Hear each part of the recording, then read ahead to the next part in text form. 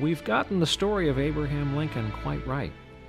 He was a little bit better than the rest of us. He's probably the smartest person ever to be president. And his learning curve is amazing. He had his beliefs, and he stuck to his beliefs at a time when it wasn't popular to do so. And at all of our crisis times, we've needed leaders who were just a little bit better. But Lincoln was really that good.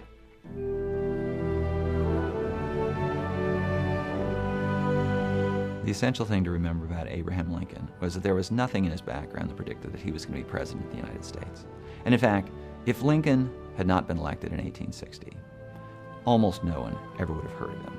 He was an accomplished lawyer, and he'd made a name for himself as an anti-slavery orator in the late 1850s.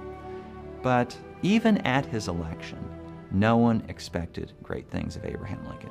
He was a man who became president at maybe the worst moment in our country's history. At the beginning of the war and the beginning of his running, Lincoln did not advocate black equality.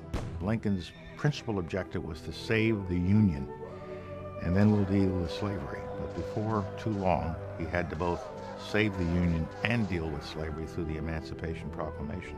Here was a man who very reluctantly was sort of taking on the issue of slavery. He really did not want to. I mean, if you read any literature, he never really wanted to embrace the slavery issue. It wasn't his issue.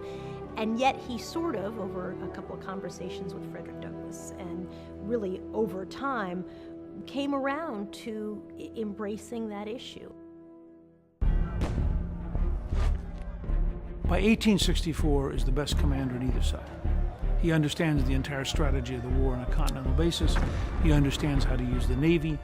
His orders to Grant are impeccable. Lincoln is, in the truest sense, the commander-in-chief.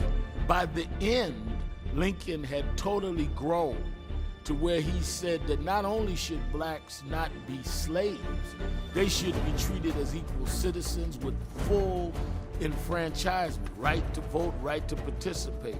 So Abe Lincoln was a person and president in progress. And the Lincoln that was assassinated was not the Lincoln that was first inaugurated. Even after his election and his inauguration, there were long moments when Americans could say, what have we gotten ourselves into? Why did we choose this guy? And does he have the ability to rise to the challenge?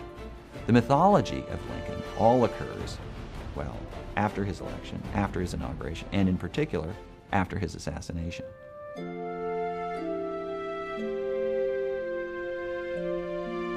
The tragedy of his assassination, which unfortunately, that's what I think has helped create the martyr that he became.